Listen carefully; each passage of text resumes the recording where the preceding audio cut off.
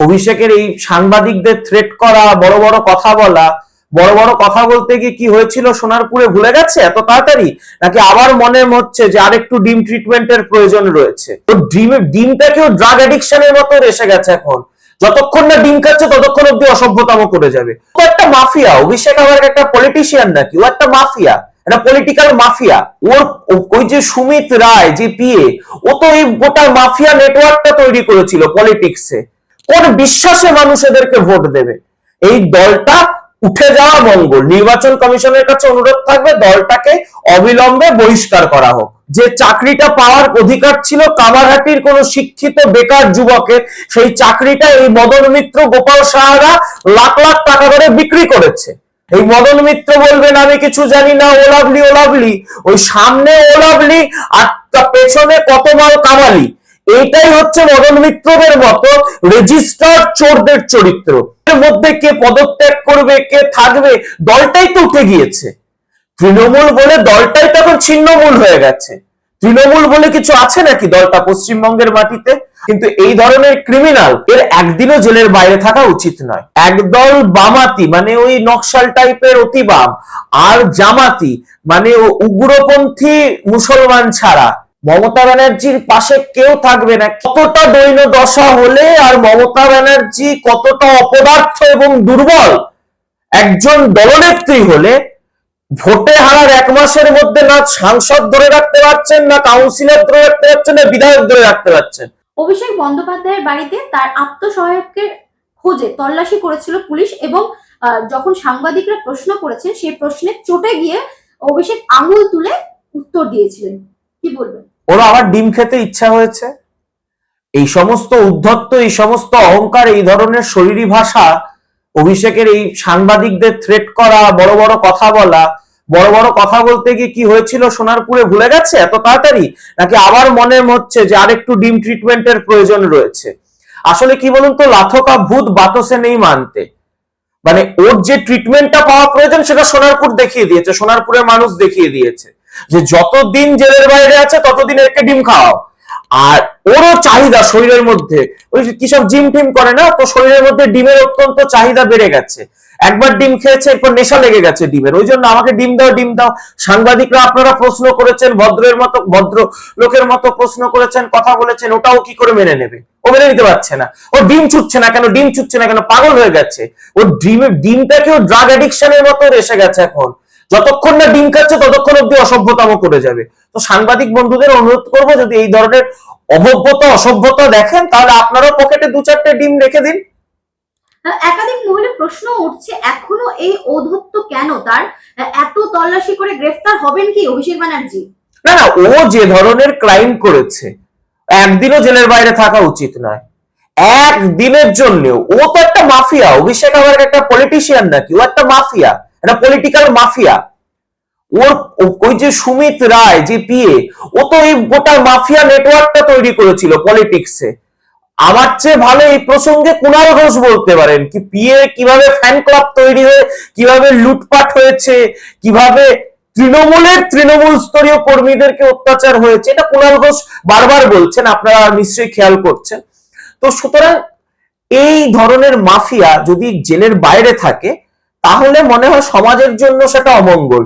ও jail যাত্রাটাকে অবিলম্বে নিশ্চিত করা উচিত আদালতের। আমি জানি না মহামহিম বিচারপতিরা কেন এখনো ওকে রক্ষা কবচ দিয়ে চলেছেন, কিন্তু এই ধরনের ক্রিমিনাল এর একদিনও জেলের বাইরে থাকা উচিত নয়। সুদীপ বন্দ্যোপাধ্যায় অমিত শাহের সঙ্গে দেখা করা এবং বিদ্রোহী শিবিরের নাম লেখানো, বিষয়টিকে কিভাবে দেখছেন? আবার আপনাদের এই এক প্রশ্ন। তৃণমূল করতে চাইছে না লোকজন, কেউ তৃণমূলের পাপের বোঝা বহন করতে চাইছে না। পিসি ভাইপো প্রাইভেট লিমিটেড কোম্পানির এই যে নৈরাজ্য, তোলাবাজি, দুর্নীতি, কাটমানি সিন্ডিকেট, এর দায় কেউ নিতে চাইছে না, কেউ না। সুদীপ ব্যানার্জি তো ম্যান অফ মমতা ব্যানার্জি ছিলেন। মমতা ব্যানার্জির সবচেয়ে বিশ্বাসযোগ্য লোক সুদীপ ব্যানার্জি ছিলেন। ফিরহাদ হাকিম সে ছেড়ে দিচ্ছে, মমতা ব্যানার্জির ডান হাত ছিলেন। কেউ থাকবে না। আমি আপনাকে কি বলছি, একদল বামাতি মানে ওই নকশাল টাইপের অতি বাম, আর জামাতি মানে উগ্রপন্থী মুসলমান ছাড়া মমতা ব্যানার্জির পাশে কেউ থাকবে না। কে থাকবে বলুন তো? এটা একটা ভদ্রলোকের দল। এটা একটা দল আদৌ? একটা মাফিয়া নেটওয়ার্ক, একটা একদল তোলাবাজ গুন্ডা চোর জোচ্চোরদের একটা ক্লাব। সেই ক্লাবে কোনো সুস্থ মানুষ কেন থাকে? এতদিন এরা পয়সা কড়ির টানে ছিল, নিশ্চয়ই দেনা পাওনার খুব ভালো একটা হিসেব ছিল, না হলে তো কেউ এমনি এমনি তৃণমূলটা এতদিন করতেন না। এইবার দেখেছেন যে পয়সা কড়ি মিটে গেছে, রাজনীতি ওই দলটা এমনিই নেই, সুস্থ সংস্কৃতি রাজনীতি করতে চাওয়া কোনো ব্যক্তির কোনো আগামী ভবিষ্যতের কিছু নেই। তো কেউ কেন দলটা করবে? এবং অমিত শাহ সাথে দেখা করবেন, আমি তো বলছি এরা এখন ব্যস্ত করে দিচ্ছে, বিজেপির কেন্দ্রীয় নেতাদের ব্যস্ত করে দিচ্ছে, আমাদের জায়গা দাও জায়গা দাও জায়গা দাও। রাজ্যে দরজা বন্ধ, কেন্দ্রে দরজা বন্ধ, তাই দেখছেন না এখন আর বিজেপিতে যোগদান করতে না পেরে বলছে আমরা আলাদা হয়ে আমরা যদি এনডিএ কে সাপোর্ট করি, আমরা যদি আপনারা বিল আনেন তাতে হাত তুলে সাপোর্ট করি। কতটা দৈন্য দশা, কতটা দৈন্য দশা হলে আর মমতা ব্যানার্জি কতটা অপদার্থ এবং দুর্বল একজন দলনেত্রী হলে ভোটে হারার 1 মাসের মধ্যে না সাংসদ ধরে রাখতে পারছেন, না কাউন্সিলর ধরে রাখতে পারছেন, না বিধায়ক ধরে রাখতে পারছেন। মমতা ব্যানার্জির উচিত রাজনীতি থেকে সন্ন্যাস নিয়ে নেওয়া। এই যদি পরিণতি তার দলের হয়, তার সংগঠনের হয়, তার ওপর সাংসদ বিধায়ক কাউন্সিলর কেউ ভরসা করতে পারছেন না। এই দলটা আগামী দিনে কোন মুখে মানুষের কাছে ভোট চাইতে আসবে? কোন মুখে, কোন বিশ্বাসে মানুষ এদেরকে ভোট দেবে? এই দলটা উঠে যাওয়া মঙ্গল। নির্বাচন কমিশনের কাছে অনুরোধ থাকবে দলটাকে অবিলম্বে বহিষ্কার করা হোক। মদন মিত্রের ফ্ল্যাটে ইডির হানা, পুরনিয়োগ দুর্নীতি মামলায় কি বলবেন বিষয়টা নিয়ে? দেখুন, পুরনিয়োগ দুর্নীতি, এই দুর্নীতিতে কম বেশি সমস্ত তৃণমূল নেতা জড়িত, সমস্ত তৃণমূল নেতা, মানে কালীঘাট থেকে পাড়ার তৃণমূল নেতা যেখানেই পেয়েছে চাকরি চুরি করেছে, চাকরি বিক্রি করেছে। এদের কাজই হচ্ছে চাকরি বিক্রি করা। তো সুতরাং মদন মিত্র কোনো নতুন নাম নয়। কামারহাটি পৌরসভায় যেভাবে চাকরি বিক্রি হয়েছে, মালদা মুর্শিদাবাদের ছেলেরা চাকরি কিনেছে, যে চাকরিটা পাওয়ার অধিকার ছিল কামারহাটির কোন শিক্ষিত বেকার যুবকের, সেই চাকরিটা এই মদন মিত্র গোপাল সাহারা লাখ লাখ টাকা করে বিক্রি করেছে। এটা নতুন কিচ্ছু না, আমি আবারও বলছি আপনাদেরকে।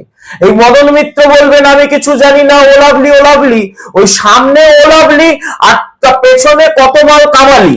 এইটাই হচ্ছে মদন মিত্রদের মতো রেজিস্টার্ড চোরদের চরিত্র, রেজিস্টার্ড দুর্নীতিগ্রস্ত এরা। সামনে ওলাভলি পেছনে কত মাল কামালি, এই নিয়ে প্রতিযোগিতা তৃণমূলের নেতাদের মধ্যে, ওর সাথে গোপাল সাহা। ওই জন্য দেখুন সুরসুর করে গোপাল সাহা পদত্যাগটা করে চেয়ারম্যান পোস্ট থেকে পালিয়ে গেছে। এখন মদন মিত্র পালাবেন কিনা, মদন মিত্র কালকে ইস্তফা দেবেন কিনা জানি না, এমনি তো চুপসে গেছে, শুকিয়ে গেছে। ওই তৃণমূলের আনোয়ার গুন্ডাটা তাকে ওই দুধ কলা দিয়ে কালসাপ পুষেছিল, এবার সে গিয়ে ইট বালি সমস্ত কিছুর ধান্দা করছিল।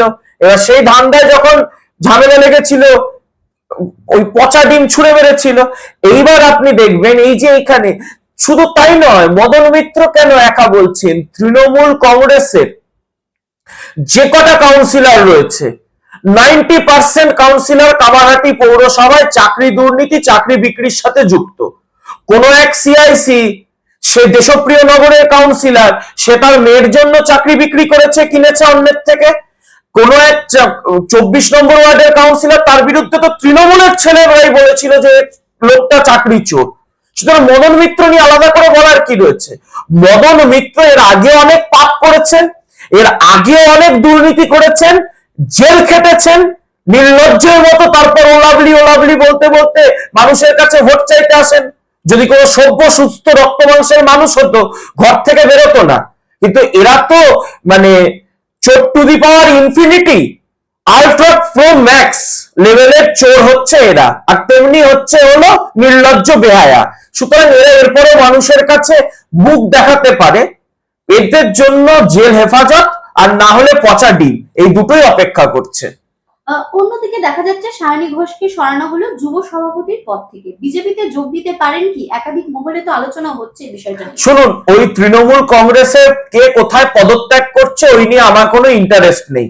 ওদের মধ্যে যদি কেউ দেহত্যাগ করে সে খবরটা আমাকে দিন, তাহলে আমি শোকবার্তা দিয়ে একটা রজনীগন্ধার মালা পাঠিয়ে দিতে পারি। ওদের মধ্যে কে পদত্যাগ করবে, কে থাকবে, দলটাই তো উঠে গিয়েছে। তৃণমূল বলে দলটাই তখন ছিন্নমূল হয়ে গেছে। তৃণমূল বলে কিছু আছে নাকি দলটা পশ্চিমবঙ্গের মাটিতে? আপনি শুনছেন কোন তৃণমূল আছে? মমতা ব্যানার্জি, যিনি তৃণমূলের প্রতিষ্ঠাতা, তিনি নিজেই তৃণমূলে থাকতে চান না। তিনি বলছেন দলে থেকে কাজ করতে পারছি না। কংগ্রেস যদি দরজা খুলে দেয়, উনি কংগ্রেসে আজকেই ভাইপোকে নিয়ে ঢুকে পড়েন। কংগ্রেস হয়তো এখনো জায়গা দিচ্ছে না, হয়তো পরের মাসে দেবে। এই অবস্থায় ঝুলে রয়েছেন। উনি তো নিজে যে তৃণমূলের প্রতিষ্ঠাতা, নিজেই দলটা করতে পারছেন না, নিজেই দলটা তুলে দেন। ও দোকান বন্ধ হয়ে গেছে, বিক্রি বন্ধ, চাকরি বিক্রি করতে পারছে না, কয়লা বিক্রি করতে পারছে না, গরু বিক্রি করতে পারছে না, তৃণমূল দলটাও আর চলছে না। ওটা তো অ্যাকচুয়ালি কোন একটা পলিটিক্যাল পার্টি ছিল না, ওটা ছিল একটা পলিটিক্যাল গ্যাং। পুলিশ আর দুষ্কৃতী, এই দুটোর সমন্বয়ে একদল টাকা খাওয়া কোম্পানি, সেই দলটা সরকার চালাচ্ছিল। সরকার থেকে চলে গেছে, পুলিশও নেই, দুষ্কৃতীও নেই, তৃণমূল দলটাও নেই।